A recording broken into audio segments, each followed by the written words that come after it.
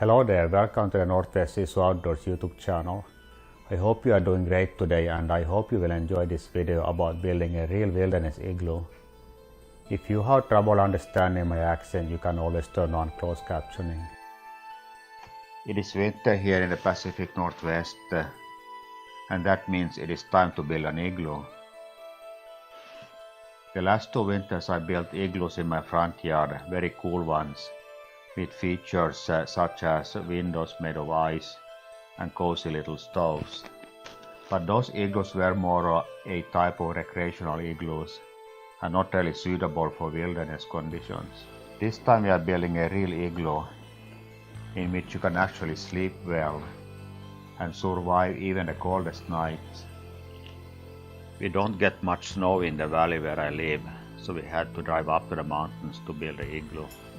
We skied up to a higher elevation, carrying everything we needed in our backpacks. We found a nice open spot in the forest with an about 5 feet snow cover. In the days prior to our snow camping trip, the days have been well above freezing and the nights have been below freezing, creating a 4-inch hard crust on the snow surface. We cut up and removed the crust from our building spot. The snow below the crust was soft and just perfectly wet for making blocks for the igloo. We compacted the snow and let it sit a while so it would harden up so it can be cut into blocks. We decided to build an igloo with a 8 feet inner diameter, just right for 2 people. We used one of our ski poles as measuring stick to maintain a consistent 4 feet radius through the building process. The saw is a basic 15-inch wood cutting saw. It is lightweight and perfect for cutting snow blocks and firewood. The walls were going to be about a foot thick, which was easy to keep consistent when cutting the blocks with a 15-inch saw. A 1 foot thick wall also gives plenty of insulation. First we used the cut-out crust blocks to build a base. We then cut the first set of actual blocks from inside the igloo, lowering the floor to below the snow surface. Once one floor layer of blocks was cut out from inside the igloo, we left the sleeping areas at that level and continued cutting out the trench from the center of the floor and out through the entrance opening. The entrance would ideally be fully below the snow surface for better heat retention, but not being that cold this time, we built it a little higher to make it easier to enter and exit the igloo.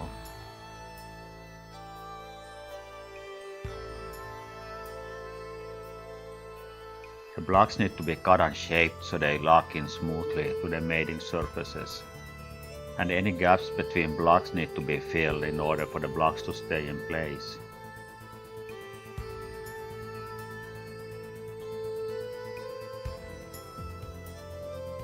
Also make sure that you smooth out the inside walls.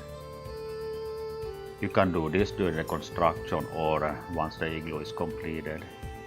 This is to prevent any meltwater dripping on your sleeping bags and other gear. When compacting the snow for the blocks, it is much easier when the snow is wet as it was today. Last time we built a wilderness igloo, it was below freezing and the snow was dry and powdery. After packing the snow, we had to wait much longer for the snow to recrystallize and harden up, and the blocks were still fragile and more difficult to handle.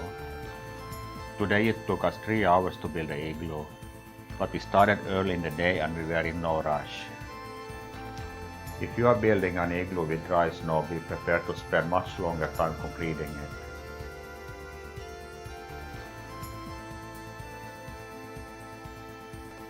I had my GoPro 4 camera recording the process, but the batteries did not last as long as I thought they would, so I didn't get any video footage of the final parts of the construction.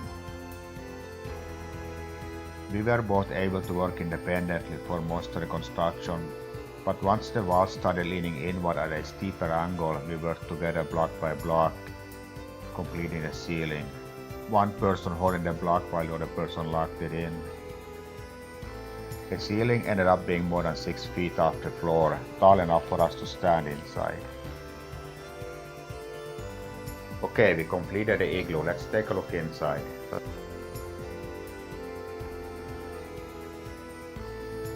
We added a vent hole off to the side up in the ceiling. Igloos require some air circulation to prevent suffocation. We stayed warm and dry and slept well at night in our 0-degree sleeping bags.